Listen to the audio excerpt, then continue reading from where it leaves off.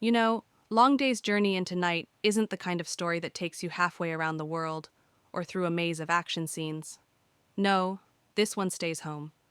But it takes you inside a home where every smile has a shadow behind it, and every conversation walks the thin line between love and regret. The movie was directed by Sidney Lumet, one of Hollywood's great craftsmen, and it's based on Eugene O'Neill's most personal play, the one he never even meant to be performed while he was alive.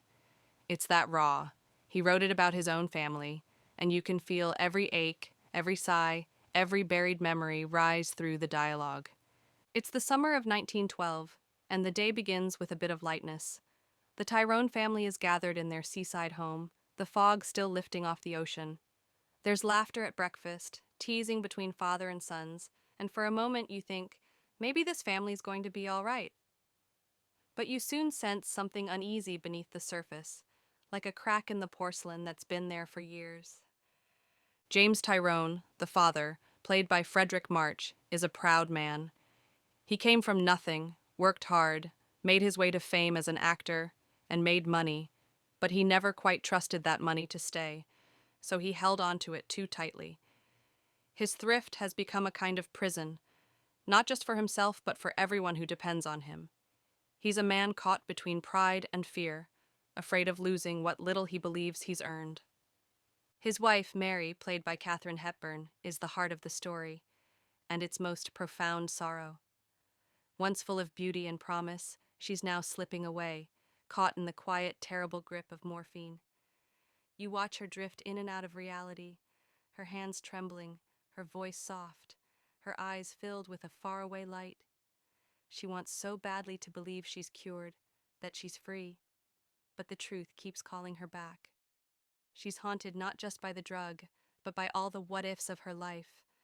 What if she'd married differently? What if she'd been stronger? What if she'd never felt so alone? And then there are the sons. Jamie, the older one, played by Jason Robards, is brilliant, witty, but drowning in bitterness. He's a man who loves and despises his father in equal measure. He drinks too much, fights too much, and hides his pain behind sarcasm. Beneath all that anger, though, there's guilt. Guilt for failing to live up to expectations. Guilt for watching his mother's decline and feeling powerless to stop it. Edmund, the younger son, played by Dean Stockwell, is the dreamer.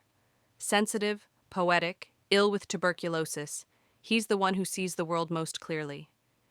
In him, you see a flicker of the young Eugene O'Neill himself. He listens more than he speaks, and when he finally does, it's like poetry, sad, searching, beautiful.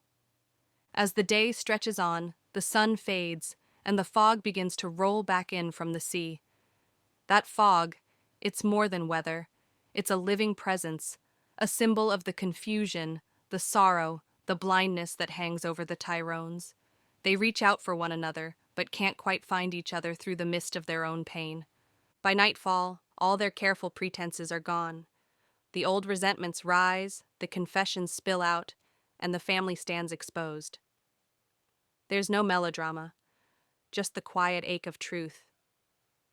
You realize they love one another, they truly do, but love alone isn't enough to save them. Lumet's direction is subtle but masterful. He doesn't move the camera much. He lets the moments breathe. The close-ups linger, catching every flicker in Hepburn's eyes, every tremor in March's voice, every silent exchange between the brothers. It feels almost like a stage play that's been opened up just enough for the camera to wander gently through it. And then there's that unforgettable final scene. Mary, in her white dress, drifting through the house like a ghost, murmuring about the past, her convent days, her dreams before life broke her heart. The men watch her, helpless, and as the camera fades, you realize this long day's journey has carried them not into peace, but into night, into the darkness of their memories, their regrets, their unspoken love. It's a film that doesn't give you tidy answers or easy comfort. Instead, it gives you something more real, the sound of a family trying and failing, and still loving each other through the hurt. You don't walk away from it entertained. You walk away moved. You see something of yourself, or your family, or someone you've known in that house by the fog. Because in the end, Long Day's journey into night isn't just about one family. It's about all of us, the way we hold on, the way we hope, and the way, no matter how far we travel, we all end up trying to find our way home again.